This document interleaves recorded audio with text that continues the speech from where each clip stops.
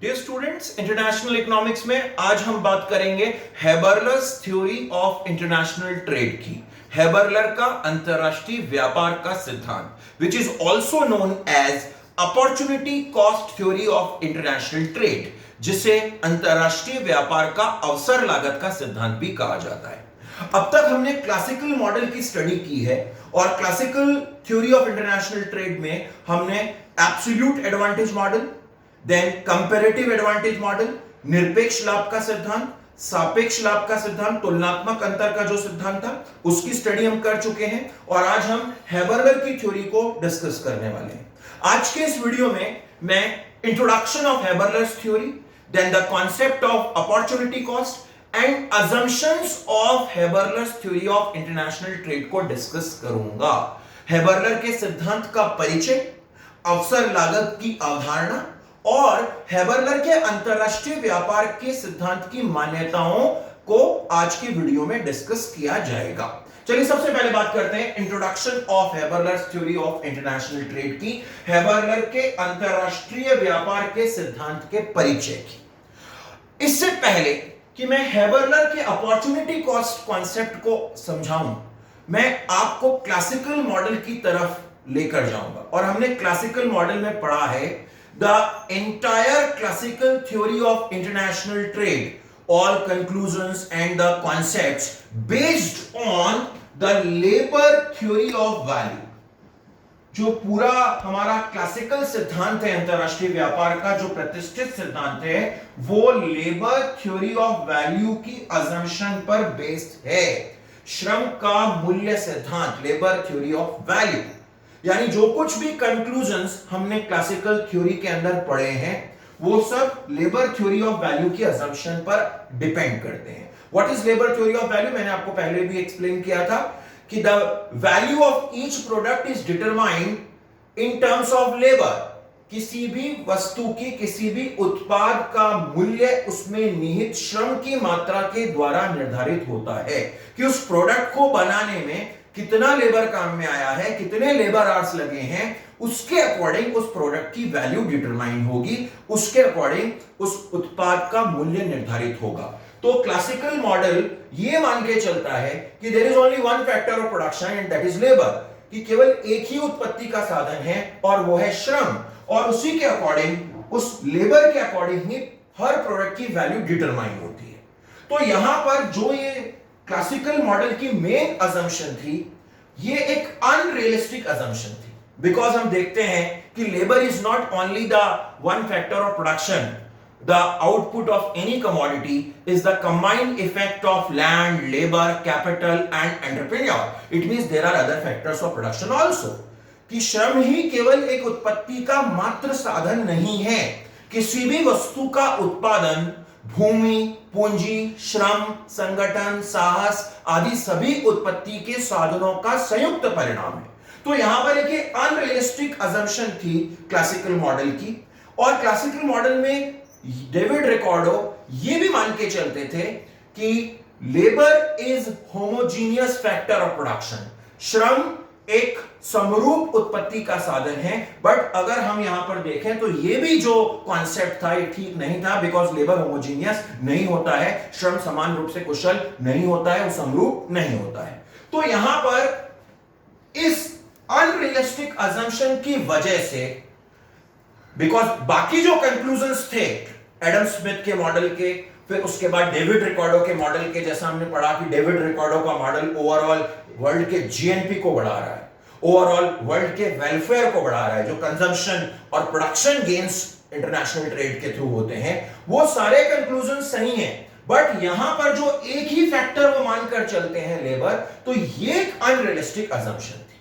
तो हेबरलर सबसे पहले इकोनॉमिस्ट थे और 1936 में, 1936 में उन्होंने अपनी अपॉर्चुनिटी कॉस्ट की थ्योरी को बिल्ड किया, अंतरराष्ट्रीय व्यापार के अवसर लागत सिद्धांत का प्रतिपादन किया, और उन्होंने ये जो अनरियलिस्टिक अजम्पशंस थी कि labour is only one factor of production, श्रम ही एक उत्पत्ति का साधन है, तो उन्होंने कहा नहीं, there are other factors of production also, उत्पत्ति के अन्य साधन भी हैं।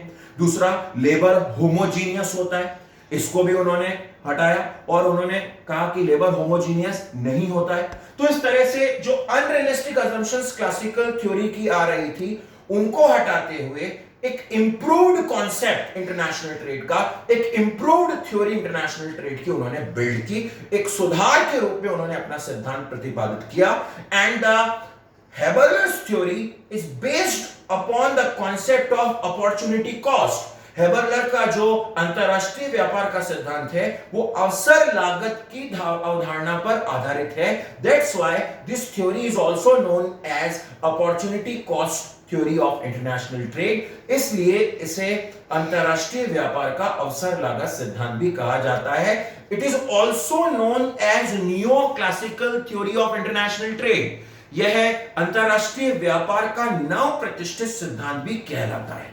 तो यहां पर हमने देखा कि किस तरह से हेबरलर ने जो unrealistic assumption labour theory of value की थी उसको हटाया और एक तरह से हम कहें कि क्लासिकल थ्योरी का एक इंप्रूव्ड वर्जन, प्रतिष्ठित सिद्धांत का एक सुधारात्मक रूप उन्होंने प्रस्तुत किया। अब हम बात करते हैं थ्योरी ऑफ अपॉर्चुनिटी कॉस्ट की। तो यहां पर जो कॉन्सेप्ट है हेबरलर का इंटरनेशनल ट्रेड का वो अपॉर्चुनिटी कॉस्ट पर बेस है। हेबरलर का अंतरराष्ट्रीय व्यापार का सिद्धांत अवसर लागत की अवधारणा पर आधारित है। What is opportunity cost? So when one country is producing to commodities X and Y, कोई भी एक देश दो वस्तुओं का उत्पादन कर रहा है X और Y, तो if the country wants to produce more X, then it has to sacrifice the resources from the production of Y. कि यदि वह देश X वस्तु का अधिक मात्रा में उत्पादन करना चाहता है तो उसे Y से संसाधन त्यागने पड़ेंगे, यानी Y का आउटपुट, Y का उत्पादन उसे कम करना पड़ेगा।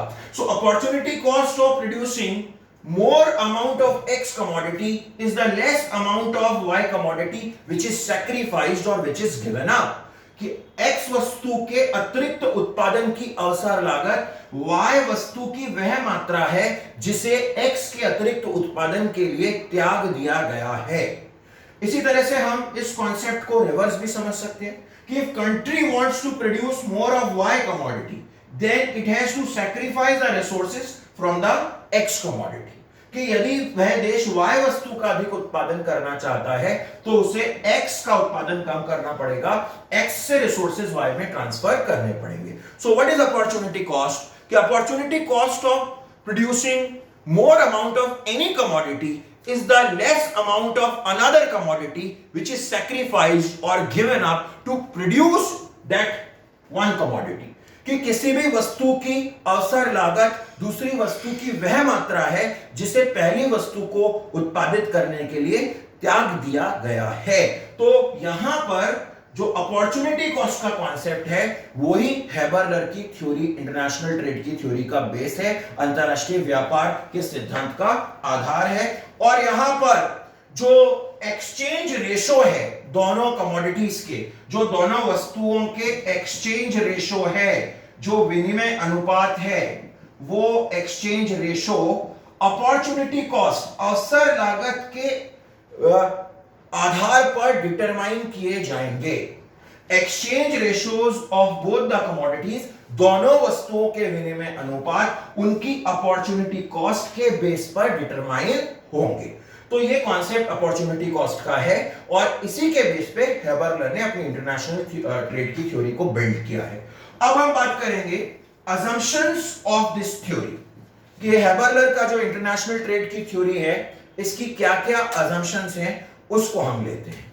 तो यहां पर सबसे पहले आप 2 into 2 into 2 model, 2 into 2 into 2 सिद्धांत ऐसा ध्यान रख सकते हैं। 2 कंट्रीज, दो देश हैं, and we assume these countries are A and B, ये दो देश ए और बी हैं। Then 2 commodities,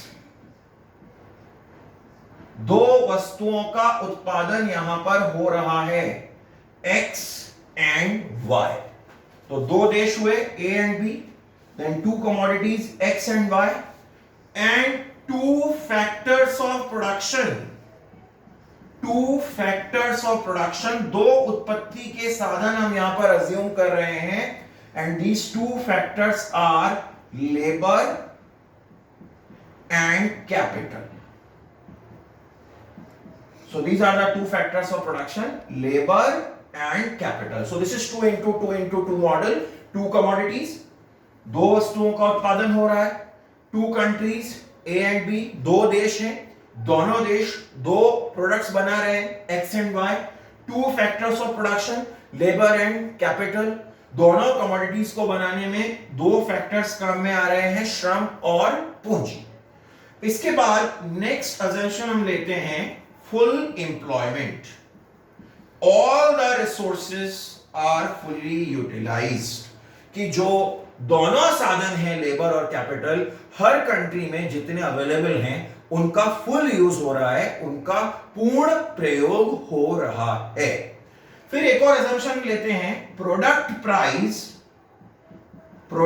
price is equal to marginal money cost. जो उत्पाद की कीमत है, जो वस्तु की कीमत है, वो सीमांत मुद्रा लागत के इक्वल होगी, मार्जिनल मनी कॉस्ट के इक्वल होगी. जो भी प्रोडक्ट है उसकी प्राइस मार्जिनल मनी कॉस्ट के इक्वल होगी. इसी तरह से एक और असम्पशन हम लेते हैं, factor price is equal to marginal value productivity MVP. जो साधन की कीमत है वो मार्जिनल वैल्यू प्रोडक्टिविटी यानी सीमांत उत्पादकता के मूल्य के बराबर होगी. Marginal value productivity means the marginal productivity of the factor multiplied by price. तो factor price is equal to marginal value productivity, ठीक है, सीमांत उत्पादकता के मूल्य के बराबर होगी. इसी तरह से हम बोल रहे हैं जो फैक्टर सप्लाई है, जो अवेलेबिलिटी ऑफ फैक्टर है वो कांस्टेंट है, साधनों की पूर्ति स्थिर रहेगी. यानी जब दोनों कंट्रीज के बीच में इंटरनेशनल ट्रेड हो रहा है उस वक्त किसी भी कंट्री में फैक्टर सप्लाई में कोई चेंज नहीं होगा, साधनों की पूर्ति में कोई चेंज नहीं होगा. तो factors are fully utilised and factors की जो सप्लाई है, साधनों की पूर्ति जो है वो भी स्थिर रहेगी. इसी तरह से हम एक और अजम्पशन लेते हैं यहां पर, परफेक्ट कंपटीशन, पूर्ण प्रतियोगिता की मान्यता कि in product market and in factor market, साधन बाजार में और वस्तु बाजार में देयर इज परफेक्ट कंपटीशन, पूर्ण प्रतियोगिता विद्यमान है. तो परफेक्ट कंपटीशन यहां पर हम अज्यूम कर रहे हैं कि पूर्ण प्रतियोगी बाजार है, परफेक्टली कॉम्पिटिटिव मार्केट है, दोनों में, प्रोडक्ट मार्केट में भी और फैक्टर मार्केट में भी, वस्तु बाजार में भी और साधन बाजार में भी पूर्ण प्रतियोगिता रहती है. फिर एक और इंपॉर्टेंट अजम्पशन यहां पर हम ले रहे हैं, there is mobility of factors of production between the country. मान लीजिए ये ए कंट्री है, तो इस ए कंट्री के अंदर factors of production are mobile, कि वो कहीं पे भी मूव कर सकते हैं. देयर इज मोबिलिटी, कि यहां पर मोबिलिटी है विद इन द कंट्री. इसी तरह से बी कंट्री के अंदर भी जो फैक्टर्स हैं उनकी मोबिलिटी है, ठीक है. तो there is mobility of factors of production between different parts of the country. एक देश में साधनों की गतिशीलता है, बट अक्रॉस टू कंट्रीज, दोनों देशों के बीच में factors are immobile. Factors are immobile, there is immobility of factors of production. दो देशों के बीच में साधनों की अगतिशीलता है. यानी एक देश में within the country factors कहीं भी मूव कर सकते हैं, देयर इज मोबिलिटी, बट दोनों कंट्रीज के बीच में, दोनों देशों के बीच में there is immobility of factors of production, साधनों की अगतिशीलता होगी. So these are the basic assumptions of Haberler theory, Haberler's theory of international trade. Haberler के अंतरराष्ट्रीय व्यापार के सिद्धांत की ये प्रमुख मान्यताएं हैं. तो आज के इस लेक्चर में हमने अजम्पशंस को डिस्कस किया, हमने अपॉर्चुनिटी कॉस्ट क्या होती है उस कॉन्सेप्ट को देखा। अब नेक्स्ट वीडियो में हम जो डिफरेंट कॉस्ट कंडीशंस हैं उनके बारे में हम डिस्कस करेंगे। आज का ये लेक्चर यही समाप्त होता है। Thank you.